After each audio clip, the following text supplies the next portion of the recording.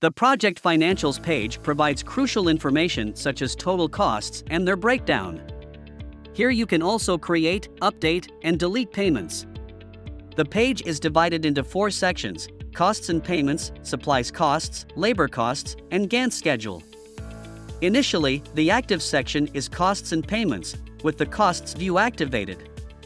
View toggle button will show project payments.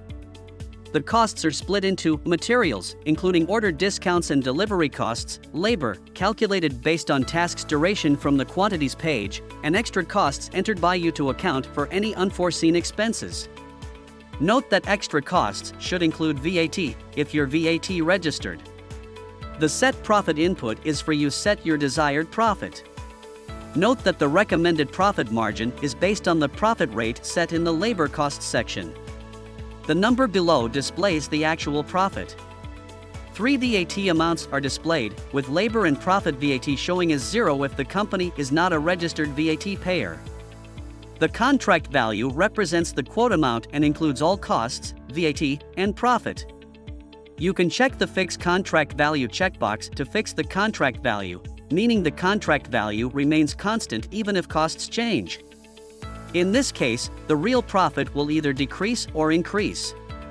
You can uncheck the Fix Contract Value checkbox and reset the set profit at any time.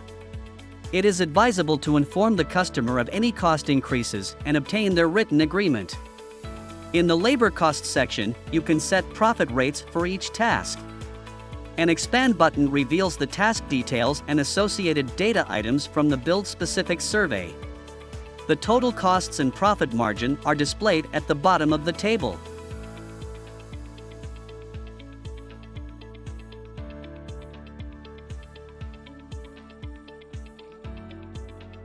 In the Payments section, you can create new payments by clicking the Create New Payment button and entering name, selecting date. The Gantt schedule displays the project timeline, allowing you to specify payment dates accordingly. Payments appear in the dashboard payments table as they approach their due date and remain there until they are marked as received. On the left of each payment, you will find an Expand button that reveals important information regarding the costs accumulated in payments received until the selected payment date.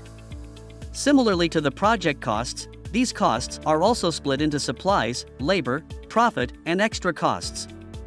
The total costs to date are displayed below, followed by the payments that have been set to date. At the bottom, you will find the difference between the costs and payments, which will guide you in deciding the appropriate amount to set.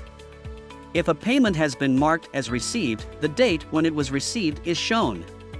If you check the checkbox next to the payment, it is marked as received, and no further changes or deletion are allowed.